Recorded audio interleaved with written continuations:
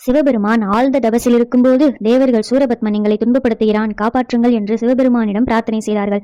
உடனே சிவனின் மூன்றாவது கண்ணிலிருந்து தீச்சுடர் வெளிப்பட்டு 6 பகுதிகளாகி கார்த்திகை பெண்களிடத்தில் சேர்ந்து முருகன் என்பார் அவதரித்தார்.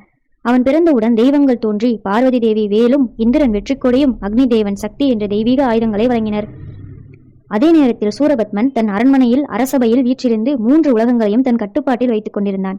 அவன் கடுமையான தவம் செய்து பிரம்மாவிடம் என்னை யாராலும் வெல்ல முடியாதபடி ஆக்கும் வரம் வேண்டும் என கேட்டான். இதுவே அவன் ஆற்றலின் காரணமாக அமைந்தது. சூரபத்மனின் பக்கம் ஆயிரக்கணக்கான அசுரர்களும் புலியடையாளம், யானைத்தலை, நாக வடிவங்களோடும் பயங்கரமாக இருந்தனர். இதை அறிந்த முருகன் தெய்வ படைகளை முன்னின்று வழிநடத்தி வேலோடு யுத்தத்திற்கு புறப்பட்டான். முதல் யுத்தத்தில் முருகனோடு போரிட்டவன் சிங்க வடிவத்தில் மாறி முருகனை தாக்க முயன்றான். முருகனின் வேல் அவனை ஒரு நொடியில் வீழ்த்தியது.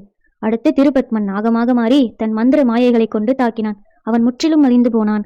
அடுத்து சூரபத்மன் மலையளவு உடல், அவனை பார்த்தாலே யுத்தம் நடுங்கும். அவன் யானையாக, பாம்பாக, காட்டேரியாக, மலையாக கூட மாறி முருகனை வெல்ல முயன்றான்.